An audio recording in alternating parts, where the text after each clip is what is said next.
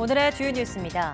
현행 거리두기 단계가 17일 끝나는 가운데 정부가 오늘 16일쯤 거리두기 연장 여부를 결정해 발표합니다.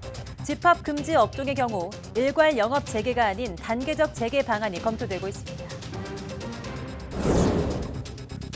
세계보건기구 WHO는 올해 안에 집단 면역이 형성되지 않을 것으로 전망했습니다. 백신 접종을 시작한 나라는 고소득 국가 중심인데 현재 물량으론 나머지 국가들의 집단 면역 형성이 사실상 불가능하다고 판단했습니다. 백신 접종의 속도를 내는 가운데 영국은 다음 달까지 우선순위 그룹 1,500만 명에 대한 접종을 끝내기로 했습니다. 인도는 오는 16일부터 세계 최대 규모의 백신 접종에 들어갑니다. 화이자는 올해 백신 생산 규모를 50% 이상 늘리기로 했습니다. 지난해 우리나라에서 판매된 친환경차가 21만 3천여 대를 기록해 처음으로 20만 대를 넘었습니다. 전년 대비 53%나 증가한 수치인데 하이브리드 차량이 전체 친환경차 판매의 80% 이상을 차지했습니다. 지난주 금요일 서울의 아침 기온이 20년 만에 가장 낮은 영하 18.5도를 기록했습니다. 전 세계적으로 중국과 스페인 등 북반구를 중심으로 기록적 한파가 이어지고 있습니다. 날씨 학개론에서는 이번 한파의 원인과 앞으로의 날씨 전망 함께 알아보겠습니다.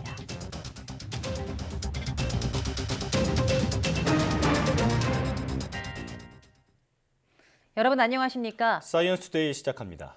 사회적 거리두기 연장 여부가 오늘 16일 결정됩니다.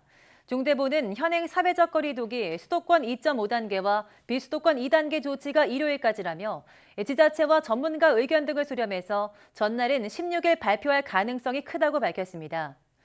단계 조정은 확진자 수 외에도 집단 감염 규모와 방역망 내 관리 비율 등 여러 방역 지표, 또 국민 수용성을 함께 검토해 결정한다고 설명했습니다. 특히 아직 3차 유행이 계속되고 있고 확산 감소세도 완만해서 섣부른 완화가 확진 증가로 이어질 수 있는 만큼 이런 점을 고려해서 단계를 조정할 것으로 보입니다.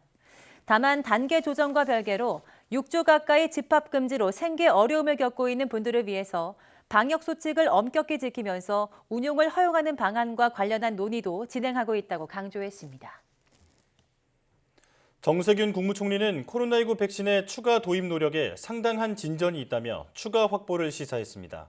정 총리는 중앙재난안전대책본부 회의에서 우리 정부가 5,600만 명분의 백신을 계약했지만 면역 유지 기간과 안전성 문제 등 불확실성은 여전하다고 말했습니다.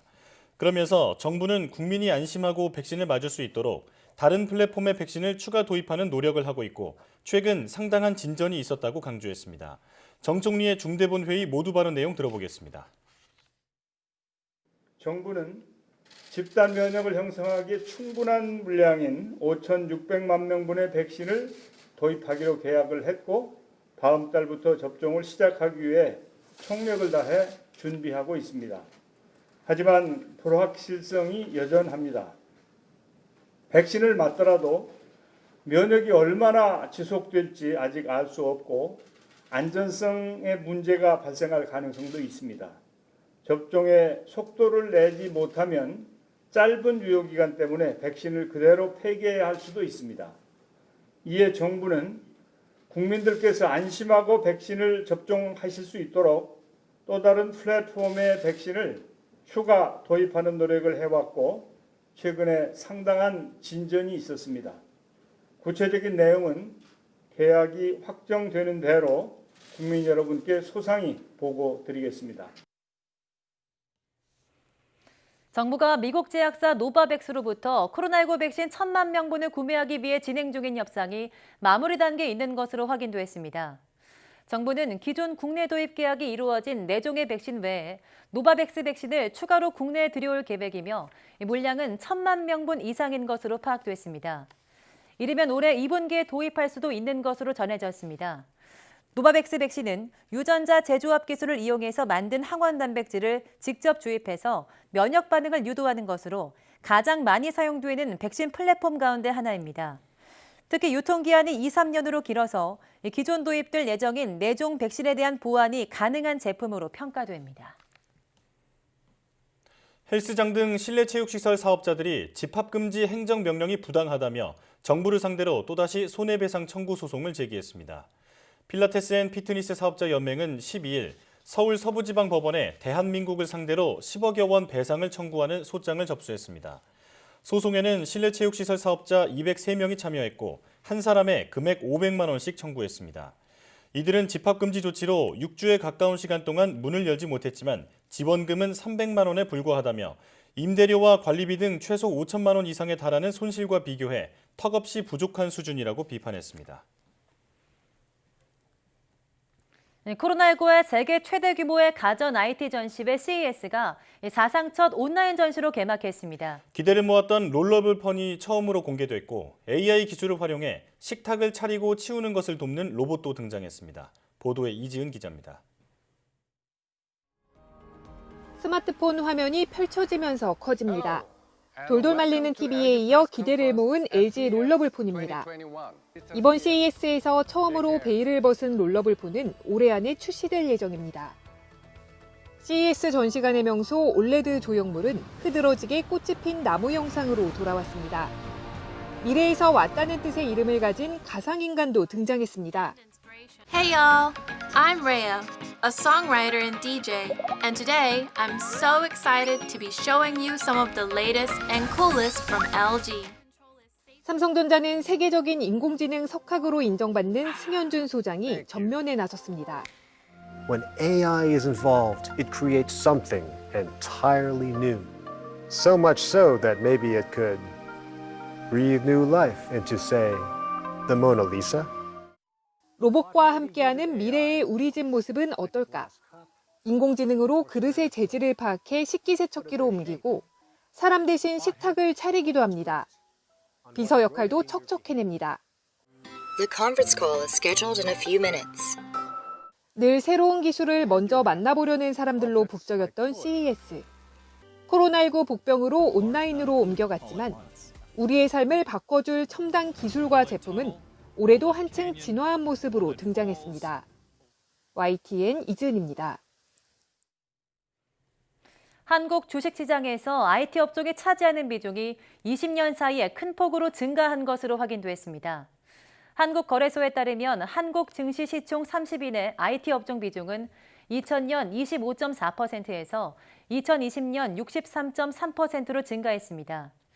한국의 IT 업종에는 네이버와 카카오 등 서비스 업종, 삼성전자와 SK하이닉스 등 전기전자 업종이 포함됩니다.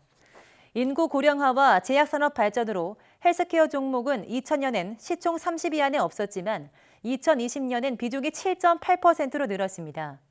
반면에 시총 30인의 금융업 비중은 12.4%에서 6.2%로 줄었습니다. 수돗물을 전기 분해해서 살균수를 만드는 기기로 알려진 전해수기가 알고 보니 엉터리인 것으로 드러났습니다. 수돗물만 넣으면 99% 살균 효과가 있다고 광고하고 있는데 실제로는 살균력이 최대 30%에 불과한 것으로 확인됐습니다. 보도에 차유정 기자입니다. 최근 코로나19 여파로 주목받았던 전해수기란 기기입니다. 수돗물에 남아있는 염소이온을 전기 분해하는 원리로 기기에 물만 넣고 3분가량 돌린 뒤 필요한 곳에 분무하면 살균과 탈취 등이 가능하다고 알려졌습니다. 대부분 제품이 수돗물만 넣으면 99% 살균이 가능하다고 광고하고 있습니다. 코로나 바이러스 터졌고 해가지고 TV 보다 보니까 전해수기 광고가 나오더라고요. 살균력이 좋다고. 그래서 구입하게 됐습니다. 그런데 소비자원이 살균력을 직접 실험한 결과 효과가 터무니없었습니다. 소비자원이 최소 작동 시간으로 측정한 결과 살균력이 최대 30%에 불과했습니다. 대장균은 최대 35%, 황색포도 상구균은 최대 32%만 감소한 겁니다. 심지어 일부 제품들에선 아예 살균이 아예 안 되거나 오히려 세균이 일부 증식한 제품들도 있었습니다. 살균과 표백 효과를 뜻하는 유효 염소량은 최대 2mg/L에 불과해 매우 미미한 것으로 드러났습니다. 현재 전해수기의 살균 소독력에 대한 시험 기준이 없어 사업자들이 다양한 유기물이 존재하는 실제 환경 조건을 반영하지 않은 시험법을 활용하였기 때문입니다. 게다가 성분상 전해수기 살균수는 손소독 용도로 사용할 수 없는데도 7개 제품이 손소독이 가능하다고 알리고 있었습니다. 12개 제품은 허가조차 받지 않고 반려동물용 살균제로 광고한 것으로 드러났습니다. 소비자원은 환경부에는 전해수기에 대한 살균 유효성 평가 기준을 마련해달라고 요청하기로 하고 제조 판매업자에겐 표시 광고 시정을 권고했습니다. YTN 차유정입니다. 요즘 마트에 가보면 값이 오르지 않은 품목을 찾기가 쉽지 않습니다. 한파에 조류 인플루엔자까지 각종 악재가 겹치면서 장바구니 물가가 줄줄이 오르고 있습니다. 개훈이 기자가 보도합니다. 아들과 장을 보러 나온 주부 원명아 씨. 코로나19로 가족 모두 집에서 삼시세끼를 챙겨 먹다 보니 장을 보는 횟수가 늘었는데 부쩍 값이 오른 야채며 채소를 보니 부담은 배가 됩니다. 야채를 항상 먹어야 되는데 야채가 손이 떨릴 정도로 좀 많이 올라서 살 때마다 계속 확인을 하게 돼요. 연초 각종 장바구니 물가가 줄줄이 오르면서 소비자들의 부담이 늘고 있습니다. 특히 채소값 오름세가 심상치 않습니다. 최근 계속된 한파로 농작물 냉해 피해가 발생했기 때문입니다. 양파는 1년 전보다 무려 88%나 급등했고 대파와 마늘도 크게 올랐습니다. 겨울철 대표적 과일인 사과와 배도 지난 여름 장마와 태풍의 여파가 이어지면서 상승세가 계속되고 있습니다. 쌀값도 1년 전보다 19.4%나 올랐는데 코로나19로 집밥 수요가 늘어난 게 한몫했습니다. 조류 인플루엔자 확산세가 좀처럼 꺾이지 않으면서 달걀값도 껑충 뛰었습니다. 지난 7일 달걀 한 판이 6,000원을 넘긴 이후 연일 값이 오르고 있습니다. 코로나19 영향과 더불어 작년 역대 최장 기간을 기록한 장마와 태풍에 이어 올해 초 북극 한파 등 기상 요인 그리고 조류 인플루엔자까지 한 해 일어나기 힘든 일들이 한데 모여 밥상 물가 상승을 이끌었습니다. 여기에 국내 두부 시장 1위 풀무원도 이달부터 두부와 콩나물 가격을 10%가량 인상하기로 했고 통조림의 각종 식음료까지 줄줄이 가격 인상을 예고한 상황. 한 달 앞으로 다가온 설을 앞두고 설 차례상 비용 부담이 커질 것이란 전망이 나옵니다. YTN 개훈입니다. 지난해 우리나라에서 판매된 친환경차가 처음으로 20만 대를 넘었습니다. 국내 완성차 업체 자료 등에 따르면 지난해 국내에서 판매된 국산 수입 친환경차는 모두 21만 3,200여 대로 전년보다 53.5% 증가하며 역대 최다를 기록한 것으로 나타났습니다. 여기에다 테슬라 판매까지 합하면 작년 판매된 친환경차는 전년 대비 60% 가까이 늘어난 22만 5천여 대에 이릅니다. 지난해 하이브리드 차는 국내에서 모두 17만 4,600여 대가 팔려 전체 친환경차 판매의 82%가량을 차지했습니다. 프랑스, 독일, 영국 등 최소 50개국이 2030년까지 지구의 30%를 차지하는 육지와 해양 보호에 동참하기로 뜻을 모았습니다. 프랑스 정부가 현지 시간 11일 UN 세계은행 등과 함께 주최한 원 플래닛 서밋에 참석한 각국 정상과 국제기구 소장 등 30여 명은 기후변화 위기에 대응하는 조치가 절실하다며 이같이 밝혔습니다. 코로나19 대유행 탓으로 온라인으로 진행한 이날 정상회의에는 앙겔라 메르켈 독일 총리, 보리스 존슨 영국 총리 등이 함께했습니다. 구테르스 유엔 사무총장, 폰데어 라이엔 유럽연합 집행위원장과 같은 국제기구 소장들도 회의에 참석해 힘을 보탰습니다.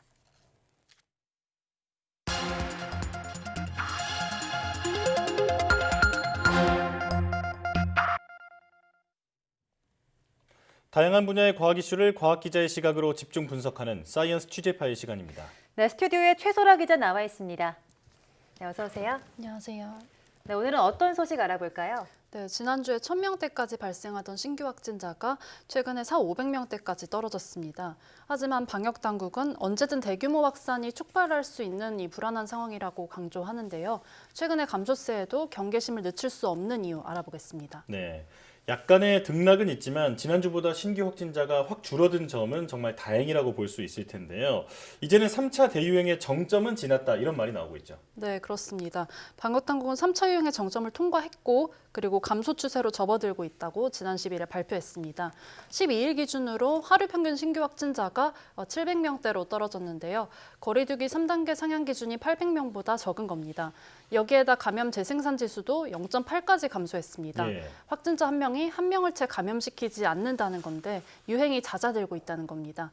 하지만 집단 발생 같은 변수를 고려하면은 이런 재생산 지수만으로 미래를 예측하는 데는 한계가 있습니다. 방역당국에게 함께 들어보시겠습니다.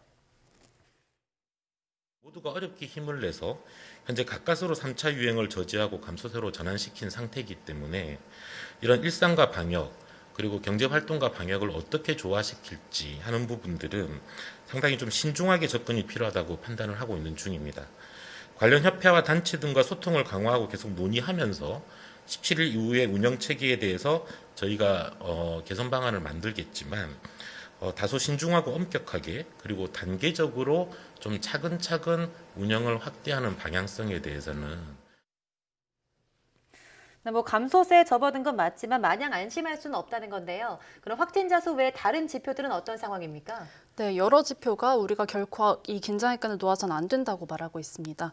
첫 번째로 여전히 확진자의 26%가 감염 경로를 파악할 수 없습니다. 지역사회 내 숨은 감염원이 존재한다는 겁니다. 방역당국은 그동안 임시선별검사소를 통해서 수도권에서 숨은 감염자 2천여 명을 그리고 비수도권에서도 140여 명을 찾아냈는데요. 이 때문에 임시선별검사소가 17일 이후에도 운영되도록 연장해야 한다는 이런 목소리도 나옵니다. 이 밖에 임시선별검사소 이 의료진의 필요도를 고려를 해서 보건소에서 무료 검사를 실시해야 한다 이런 의견도 나왔는데요. 함께 들어보시겠습니다. 임시선별진료소가 효과를 봤는데 저는 보건소라든지 일반 병원에서 다 검사를 하고 계시거든요. 그 검사를 무료로 해주시면 좋을 것 같아요. 그러면 따로 임시선별소를 하실 이유가 없고 초반부터 검사를 다 무료로 했다면 저는 훨씬 효과를 봤을 것 같은데 좀 늦게 시작한 면이 있어요. 네, 안심할 수 없는 또 두 번째 이유는요. 요양원이나 교정시설과 같은 이런 감염 취약시설에서 유행이 여전하다는 겁니다. 이런 감염 취약시설은요. 환자가 발생했을 때 조기에 인지하는 게 어렵고 또 돌봄이 필요하기 때문에 격리도 쉽지가 않습니다. 관련해서 함께 들어보시겠습니다. 특히 요양병원 내에서는 시설 내 감염 관리를 철저히 해주시고 종사자의 경우에서는 주기적인 선제 검사를 반드시 받아주시고 실내 마스크 착용, 사적 모임에 대한 금지, 그리고 기관 내에서의 여러 가지 그 방역 조치에 대한 부분들을 관리해 주시기를 요청을 드립니다. 자, 정리하자면 방심은 금물이라는 건데, 자, 또 하나의 위험 요인이 있죠. 바로 변이 바이러스잖아요. 국내에서도 변이 바이러스가 계속 발견되고 있죠. 네, 그렇습니다. 12일 기준으로 지금까지 발견된 영국 변이 바이러스가 15건, 그리고 남아공 변이가 1건으로 모두 16건이 보고됐습니다. 지난 10일에는 일본이 브라질 입국자들에게서 새로운 변이 바이러스를 발견했다고 보고했는데요. 영국과 남아공 변이의 습성을 모두 가진 것으로 알려졌습니다. 감염력은 높아질 수 있지만 위중도에는 영향을 주지 않는다, 이런 분석이 우세한데요. 일본 변이 바이러스는 아직은 국내에서 발견되지 않았지만 한국도 여기에 긴장을 늦추지 말아야 한다, 이런 지적이 나옵니다. 전문가의 의견 들어보시겠습니다. 변이 바이러스를 찾아내려면 일주일이나 걸리는 유전체 전장 검사를 해야 되거든요. 그래서 그 검사를 질병관리청 산하에 있는 국립보건연구원이 지금 담당하고 있는데 거기에서 더 열심히 더 많은 비율을 하지 않으면 우리도 언젠가는 신종 새로운 변이 바이러스가 들어와서 번지고 있었네라는 것을 늦게 발견할 위험이 있기 때문에 저는 소위 루틴이라고 얘기하는 정기 검사를 훨씬 더 광범위하게 더 많이 하는 것만이 새로운 변이 코로나 바이러스를 발견할 수 있는 길이고. 네, 이 밖에 한파도 문제입니다. 기온이 낮을수록 바이러스 생존율이 높아지고요. 또 실내 생활이 증가하기 때문입니다. 그래서 거리두기나 마스크 쓰기 등 생활 기본 수칙을 더 철저히 지켜야 합니다. 네, 철저한 방역 수칙 준수가 무엇보다 중요해 보이는데요. 어제 문재인 대통령이 신년사에서 다음 달부터 우리나라도 백신 접종을 시작한다, 이렇게 말했습니다. 하지만 올해 안에 집단 면역을 형성하기 어려울 것이다, 이런 전망도 나오고 있다고요. 네, 그렇습니다. 정부는 2월부터 코로나19 백신 무료 접종을 시작한다고 밝혔죠. 의료진과 고위험군부터 순차적으로 접종할 계획인데요. 우선 접종 대상자만 3,200만 명이 넘고 그리고 접종 완료 목표는 10월 말에서 11월 초입니다. 정부의 목표대로 접종이 완료된다면 우리나라 인구의 70% 안팎이 백신을 맞게 되기 때문에 집단 면역 형성을 기대할 수도 있다, 이렇게 보기도 하는데요. 다만 그 접종 이후에 항체 형성에 걸리는 시간을 아직까지는 정확히 예측을 할 수가 없고요. 또 이 백신 효과가 나타나지 않는 사례 등까지 감안을 하면은 올해 안에 집단 면역이 형성될 것으로 장담을 할 수는 없습니다. 전문가들이 올해 내내 방역 긴장감을 늦춰서는 안 된다고 지적하는 이유가 이겁니다.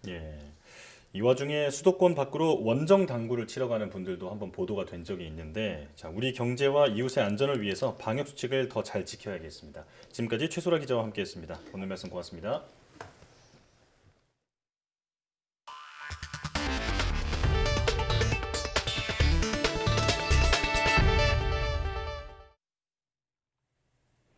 미국의 코로나19 입원 환자가 40일째 10만 명 이상을 기록했습니다.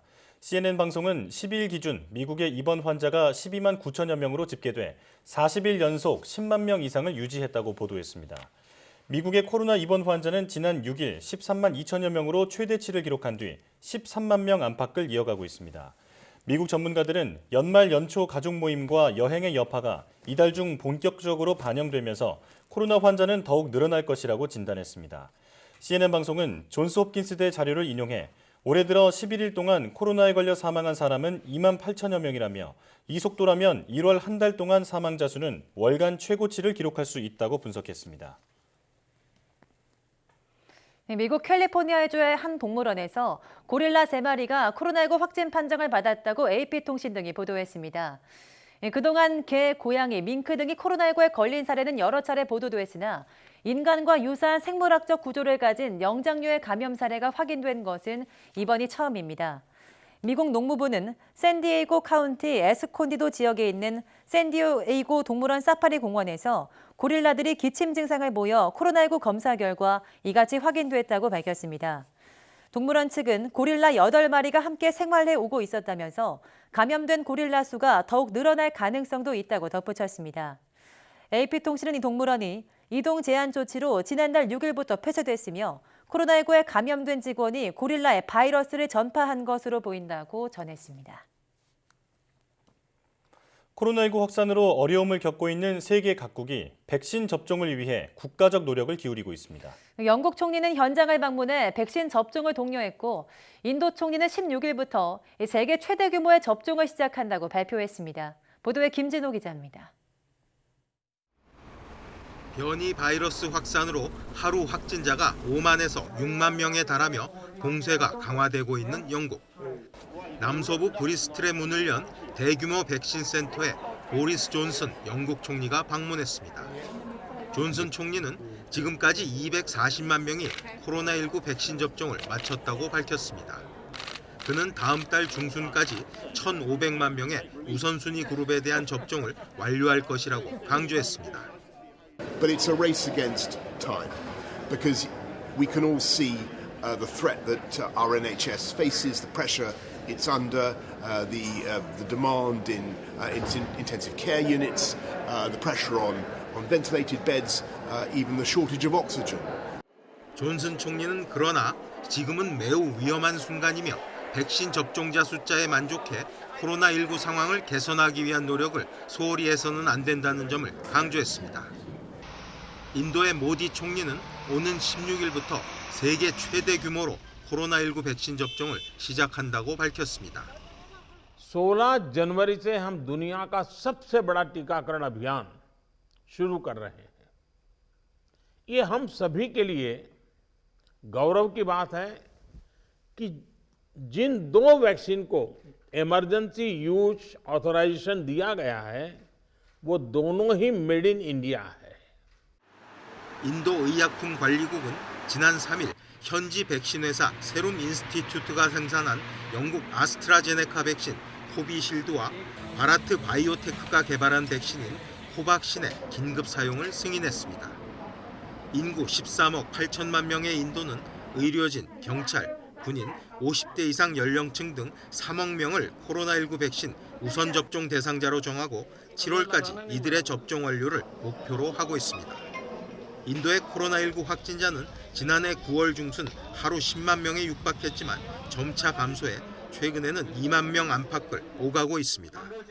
YTN 김진호입니다. 새해 들어 코로나19 확산세가 더욱 거세지자 미국과 유럽 등은 백신 접종 속도를 높이기 위해서 전력을 다하고 있습니다. 화이자도 코로나19 백신 생산을 20억 회분으로 늘리기로 했습니다. 하지만 이런 노력에도 올해 안에 코로나19 집단 면역을 형성하기는 어렵다고 WHO가 밝혔습니다. 보도에 김형근 기자입니다. 바이든 미국 대통령 당선인은 델라웨어주 병원에서 코로나19 백신을 맞았습니다. 지난달 21일에 이어 두 번째 접종입니다. 바이든 당선인은 이 자리에서 앞으로 백신 접종을 최우선 과제로 추진하겠다고 밝혔습니다. My number one priority is getting vaccine in people's arms, like we just did today, as rapidly as we can. 현재 미국은 백신 접종 속도가 코로나19 확산 속도를 따라가지 못하고 있는 실정입니다. 유럽 국가들도 백신 추가 확보와 접종 속도를 높이는 데 전력을 기울이고 있습니다. 세계 곳곳에서 백신 확보전이 치열해지자 화이자와 바이오엔테크는 올해 백신 생산량을 20억 회분으로 늘리기로 했습니다. 기존 목표치보다 50% 이상 늘어난 것입니다. 하지만 세계보건기구 WHO는 이 같은 노력에도 올해 안에 코로나19 집단 면역 형성은 안 될 것이라고 전망했습니다. 현재 백신 접종을 시작한 곳은 고소득 국가 중심의 40여 개 나라. 나머지 국가들은 백신을 아직 공급받지 못하고 있습니다. WHO가 코백스 프로그램을 통해 확보한 백신은 지금까지 20억 회 분량. 이 가운데 상당수는 노바백스, 사노피, 얀센 등 아직 긴급 승인이 안 된 백신들입니다. 이 물량으로 올해 안에 나머지 국가들의 집단 면역을 형성하는 건 사실상 불가능하다는 게 WHO의 판단입니다. Even as vaccines start protecting the most vulnerable, we're not going to achieve any levels of population immunity or herd immunity in 2021. And even if it happens in a couple of pockets in a few countries, it's not going to protect people across the world. WHO는 코백스 확보 물량을 2배로 늘린다는 계획 아래 백신 제약사들에게 코백스 동참을 호소했습니다. YTN 김영근입니다. 미국 민주당이 도널드 트럼프 대통령의 내란 선동 책임을 주장하며 소추안을 발의하는 등 탄핵 절차에 본격 착수했습니다. 또 마이크 펜스 부통령이 트럼프 대통령의 직무를 박탈하기 위한 절차를 촉구하는 결의안도 발의했습니다. 워싱턴 강태욱 특파원이 보도합니다.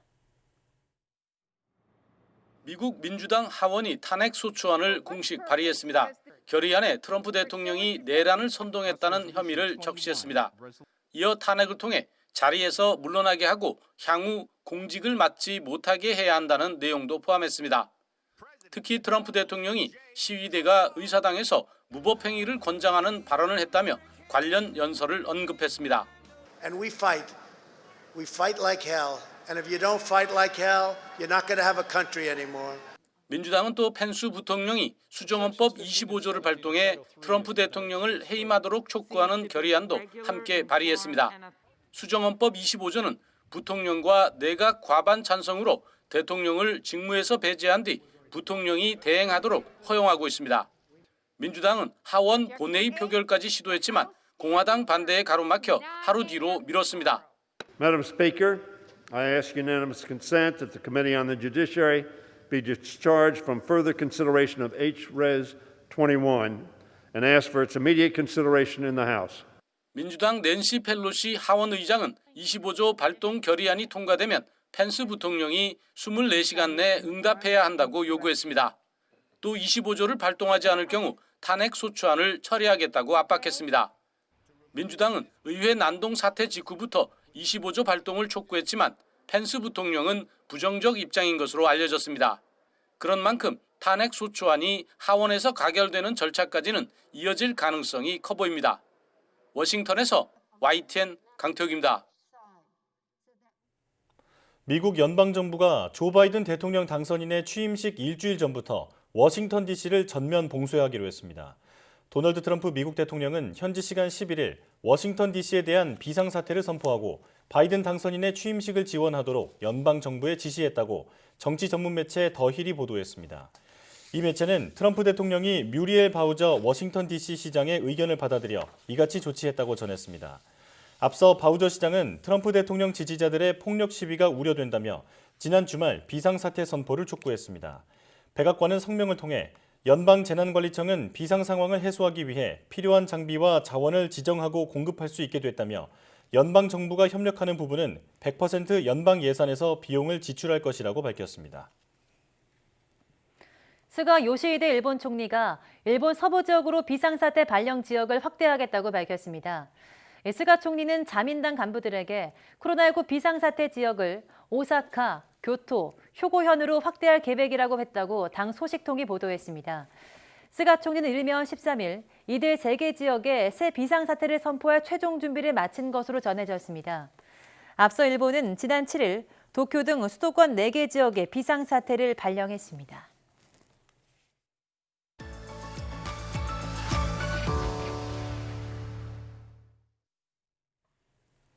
지난 연말부터 새해까지 매서운 한파가 이어졌습니다. 지난주 금요일인 8일 서울의 아침 최저기온이 영하 18.5도로 20년 만에 혹한을 기록하기도 했는데요. 네, 오늘 날씨학개론에서는 이번 한파의 원인과 앞으로의 날씨 전망까지 알아보겠습니다. 네, K웨더 반기성 센터장과 함께합니다. 네, 어서 오세요. 네, 안녕하세요. 네, 정말 기록적인 한파로 전국이 꽁꽁 얼어붙었습니다. 한강이 2년 만에 결빙됐고요. 또 수도관 동파와 계량기 동파 사고가 잇따랐는데요. 이번 한파 어느 정도였습니까? 일단 이번 한파는 작년 12월 29일서부터 시작을 했죠. 이 당시에 시베리아 고기압이 내려오면서 시작된 한파로 이번 추위가 시작한 것으로 보고 있는데요. 예. 거의 이번 한파는 거의 한 15일 정도 이어지면서 중간중간에 이틀 정도 기온이 뚝 떨어졌거든요. 그래서 첫 번째 한파 그리고 이번에 심했던 걸 2차 한파라고 부릅니다. 예. 서울의 기온은 20년 만에 가장 낮게 떨어졌죠. 영하 18.6도까지 떨어졌고요. 가장 추웠던 곳은 설악산으로 영하 29.4도였습니다. 얼마나 추웠냐 하면 서울이 한파 경보죠. 네. 주의보가 아니라 경보가 3년 만에 발령됐고요. 제주도는 57년 만에 한파 특보가 발령되었던 것을 보면 얼마나 추웠는지 알 수가 있습니다. 강한 한파와 폭설로 제주공항은 100편 이상의 결항이 발생을 했고요. 눈길에 교통사고도 많이 발생을 했지요. 예. 이게 야외 촬영하던 방송 장비도 고장날 만큼 정말 추운 날씨였는데요. 자, 그런데 지구 온난화로 매년 연평균 온도는 상승하고 있잖아요. 그런데 기후가 따뜻해지고 있는데 이번 겨울 한파는 왜 이렇게 추웠던 건가요? 일단 지구 온난화로 지구의 기온은 계속 상승하고 있는데 지구 기온이 상승하다 보니까 북극 쪽의 기온도 상승을 하거든요. 그렇기 때문에 이 찬 공기에 북극의 찬 공기에 남하를 막아주는 제트기류가 약해지면서 겨울철 중위도 지방까지 북극의 찬 공기가 남쪽으로 내려왔기 때문입니다. 예. 우리가 이 제트기를 갖다가 극와리라고도 부르는데 극지방의 추운 공기를 가두는 역할을 해요.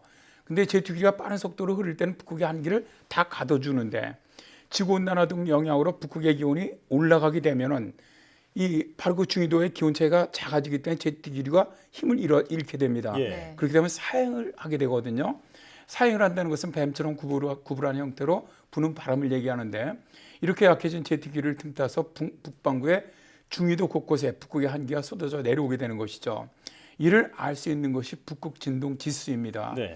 북극 진동 북극에 있는 찬 공기의 소용돌이가 수십 일을 주기로 강약을 되풀이하는 현상인데요. 그 값이 그러니까 마이너스가 되면은 북극의 제트기류가 약해졌다는 뜻입니다. 현재 북극 진동 지수가 마이너스 3.5 정도로 매우 강한 음해 지수를 보이는데 겨울 추위는 음해 지수와 비례를 합니다. 네. 그러니까 북극 기온이 올라가면서 제트기류가 아래로 밀려냈고 사행을 하면서 결국에는 북극의 찬 공기가 우리나라까지 쏟아져 내렸다 이렇게 볼 수 있겠습니다. 자, 또 이번 한파는 그 추위도 그렇지만 열흘 넘게 지속을 했거든요. 유독 길었는데 왜 그런 걸까요?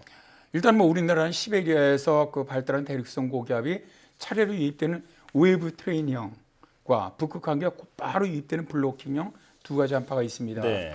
이번 초겨울에는 웨이브 트레인형이 두어 차례 다가와서 사만사온 형태의 추위를 보이다가 연말 연시에 닥친 블로킹형 한파는 열흘 넘게 장대 추위를 몰고 왔습니다.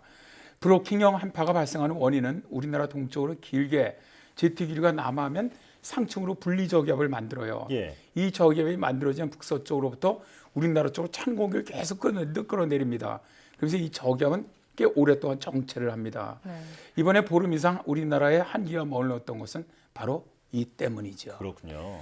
네, 그러니까 한파를 일으키는 북극발 찬 공기를 평상시에는 제트기류가 묶어두는 역할을 하는데 지구 온난화로 느슨해지면서 찬 공기가 새어 나왔고 또 블로킹 현상으로 한파가 오래 갔다는 건데요. 그럼 이렇게 한파가 오래 가고 북극발 한파가 내려오면 북반구의 모든 나라가 좀 더 강력한 한파를 맞게 되는 겁니까? 그렇지는 않습니다. 실제로 이제 북극으로부터 강하게 남쪽으로 제트기류가 사행해 내려오는 곳이 바로 동아시아 지역이었거든요. 예. 그러니까 이 지역으로는 혹한이 들어갑니다. 그러나 중국이나 스페인은 실제로 이런 한파가 들어가는 곳이 굉장히 기온이 낮아지는데, 예를 들어 중국이라든가 스페인 같은 경우 영하 40도 이하를 기록을 하면서 역대 최저 기온을 기록을 했습니다. 영국과 스코틀랜드도 혹한과 폭설이 발생했는데요. 그런데 이 한겨울철에 대개 이렇게 강하게 남쪽으로 제트기류가 내려올 때는 지구를 갖다 북방으로 올 때는 한 3개 파가 같이 내려와요. 네. 동아시아 하나, 미국 동부에 하나, 유럽 하나가 내려오는데 이번에는 미국 동부 쪽에 안 내려왔어요. 그리고 이 동아시아와 유럽 쪽에만 내려갔거든요. 예. 미국 동부 쪽의 대표적인 추운 도시가 이제 시카고, 뉴욕이죠. 서울이 영하 18.6도를 기록한 8일 아침에 뉴욕은 영상 5도, 시카고는 영상 3도였습니다. 그러니까 뭐 이례적으로 그 지역은 따뜻했던 것이죠. 제트기류가 사용할 때 북극 한기에서 따라서 내려오는 지역은 엄청난 혹한이 되지만 오히려 그 옆 지역은 따뜻한 기류가 오히려 북상을 하면서 굉장히 이례적인 더위를 갖다 보이기도 합니다. 예. 그러니까 만약 우리나라에 혹한이 발생했다, 그때 우리나라보다 오히려 서쪽이라든가 그 동쪽 지역들은 이상적으로 굉장히 기온이 올라간다고 보시면 됩니다. 그렇군요. 자, 그러니까 북반구라고 다 추웠던 건 아니군요. 자, 그런데 이번 추위의 원인이 북극 한기가 남하한 것도 있지만 라니냐가 또 다른 원인이라고 들었습니다. 라니냐가 한파에 어떤 영향을 미쳤나요? 일단 그 적도 동태평양 해수 온도가 낮아지는 현상을 갖다 우리가 라니냐라고 부릅니다. 라니냐는 이제 엘니뇨의 반대 현상이죠. 라니냐 때도 세계적으로 많은 기상 이변이 발생을 하는데요. 예. 현재 이제 라니냐 감시구역의 해수 온도가 평년보다 0.8도가 낮아요. 그런 라니냐이기 때문에 우리나라는 대개 이 라니냐가 발생하는 겨울철은 추운 경우가 굉장히 많습니다. 네. 1980년 이후 라니냐가 총 9회 발생을 했는데 이때 겨울철 평균 기온을 보면은 6번이나 평년보다 추웠다는 것을 알 수가 있어요. 올겨울 한파에 라니냐 현상이 한복하고 있었다는 것이죠. 그렇군요. 네, 그렇군요. 그러니까 이번 겨울 한파는 뭐 라니냐와 북극발 한기가 복합적으로 더해져서 발생했다, 이렇게 볼 수도 있을 것 같습니다. 또 이번엔 한파뿐 아니라 폭설이 내려서 큰 피해를 봤죠. 네, 이게 이제 북쪽에서 내려오는 공기의 기온이 낮을수록, 그러니까 추울수록이죠. 추울수록 눈이 많이 내립니다. 6일날 서울 서초구에 13.7cm 눈이 내리면서 뭐 퇴근길이 그야말로 아수라장이 되기도 했는데요. 네. 이때는 이 경기만 쪽에 있는 기압골이 남서진하면서 아주 강한 부분이 서울 남쪽으로 통과를 했어요. 그러니까 서울의 북부와 남부로 갈라졌는데 서울의 남부니까 강남으로 해서 남부 쪽과 경기도 남부 쪽으로는 10에서 15cm의 폭설이 내렸죠. 네. 그리고 이제 7일서부터는 대수면의 온도와 대기 온도의 차이라고 우리가 부르는데 해기차죠. 해기차로 인해 눈구름이 만들어지면서 서해안 지역, 제주도에 폭설이 더 내렸습니다. 이때 이런 그 해기차로 인한 눈구름은 더 추운 공기가 내려올수록 또 바람이 강할수록 눈은 더 많이 내립니다. 예. 이 당시에 제주 어린목에 77cm의 가장 많은 눈이 내렸고요. 충남 서해안, 전라도 서해안 지역으로도 15에서 한 20cm의 정말 폭설이 내렸습니다. 네. 뭐 이날 서울에서 경기권으로 퇴근하던 시민이 16시간 만에, 그러니까 다음날 아침에 그 집에 도착했다고 할 정도로 눈이 많이 왔었죠. 자, 이런 추위와 폭설에는 철저한 대비를 하는 것도 중요할 것 같은데 어떤 대비를 해야 할까요? 일단 2018년 1월에 한파가 한 번 온 적이 있습니다. 네. 이번 정도는 아니었는데도 불구하고 그 한파 때 전년과 비교해 보니까 사망률이 22% 증가했던 적이 있습니다. 그러니까 이렇게 갑자기 혹한이 밀려오면 심혈관 질환자라든가 호흡기 질환자들은 가급적적 외출을 자제하고 몸을 좀 따뜻하게 해주셔야 합니다. 예. 또 이번에도 뭐 수도 계량기가 상당히 많이 동파되었는데요. 이런 한파가 내려올 땐 미리 계량기 보관함에 헌옷을 넣어서 보관한다든가 또는 밤에는 수돗물을 조금 틀어주는 것도 좋습니다.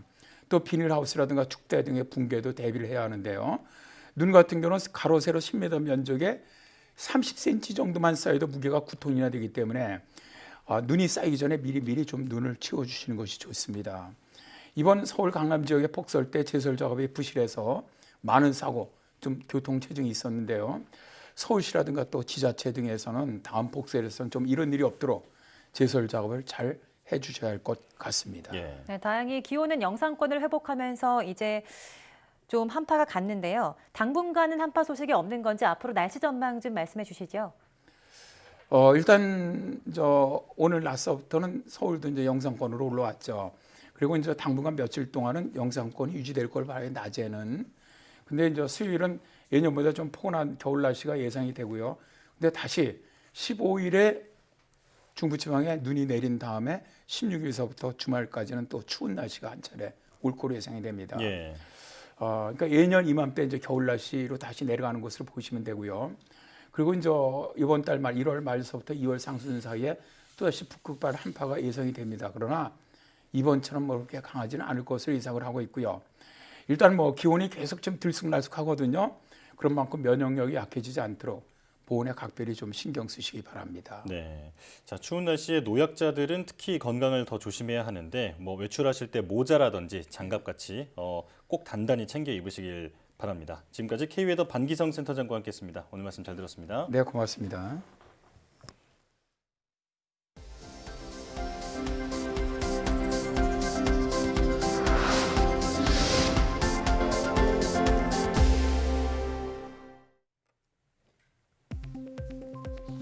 정부가 AI 반도체 선도 국가 도약을 위해 올해 관련 사업에 대한 투자를 대폭 늘립니다. 과학기술정보통신부는 인공지능 반도체 발전 전략의 후속 조치로 올해 13개 사업에 지난해보다 예산을 75% 늘린 1,253억 원을 투자한다고 밝혔습니다. 특히 올해부터 AI 반도체의 원천 기술부터 상용화, 실증까지 모든 주기에 걸쳐 예산을 지원하고 AI 반도체 설계 등 전문 인력 270명을 추가 양성하기로 했습니다. 이를 통해 정부는 오는 2030년까지 세계 시장의 20%를 차지하는 등 AI 반도체를 제2의 D램으로 육성시키겠다고 밝혔습니다. 코로나19 대유행으로 인해서 국내 모바일 게임 이용자가 크게 늘었지만 게임에 쓰는 돈은 줄어든 것으로 나타났습니다. 페이스북이 펴낸 2021년 게임 마케팅 인사이트 보고서에 따르면 지난해 7월 기준 국내 모바일 게임 신규 이용자는 3월 대비 34% 늘어난 940만 명으로 집계됐습니다. 이는 조사 대상국 중 50%가 늘어난 영국에 이어서 두 번째로 큰 증가율입니다. 이용자 늘었지만 게임에 쓰는 돈은 줄었는데 지난해 3월 이전에는 한 달 평균 약 2만 5천 원을 썼지만 이후엔 약 1만 8천 원을 지출한 것으로 집계됐습니다. 지리산 둘레길 탐방객은 완주를 위해, 서울 둘레길은 사진 촬영을 위해 방문하는 사람이 많은 것으로 나타났습니다. 국립산림과학원이 강원대, 전남대 연구팀과 함께 2012년부터 포털 사이트에서 국내 주요 숲길의 방문 이유 등을 빅데이터를 통해 분석했습니다. 그 결과 지리산 둘레길은 다른 숲길에 비해 완주의 의미가 높아 포기하다 등의 사용 비율이 높은 것으로 나타났습니다. 반면 서울 둘레길은 주말에 산책이나 사진 찍기 좋은 곳으로 인식돼 좋다와 추천의 사용 비율이 높은 것으로 확인됐습니다. 지방간 환자는 간 바로 아래에 있는 담낭에 용종이 발생할 위험이 크다는 연구 결과가 나왔습니다. 서울 보라매병원 연구팀은 2015년 1월에서 재작년 12월까지 건강검진을 받은 13,498명을 분석한 결과 이런 사실을 확인했다고 밝혔습니다. 임상 데이터 분석 결과 전체의 약 10%인 1,405명에게서 담낭 용종이 발견됐는데 지방간이 있는 경우 담낭 용종 발생 위험이 약 1.4배 증가한 것으로 확인됐습니다. 특히 지방간이 심각할수록 담낭암으로 진행할 수 있는 종양성 용종의 발생 위험도 커지는 것으로 확인됐습니다.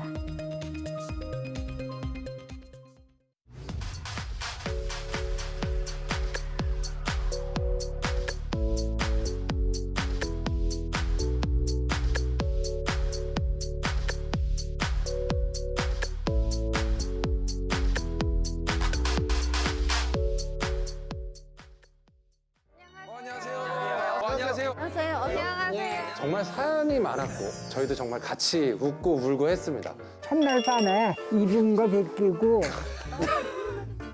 3년 동안 손 하나 안 잡아봤네. 아, 손을 만져봤다. 거짓말. 눈물을 참지 못했던 그 두 분이 계세요.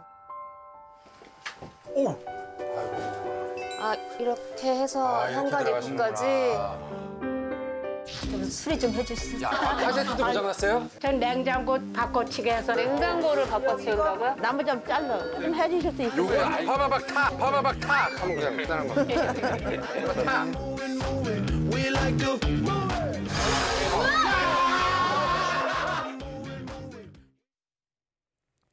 네, 고초듀오는 물건을 고치는 재미 외에도 의료인들의 사연을 듣는 것 또한 즐겁죠. 그렇습니다.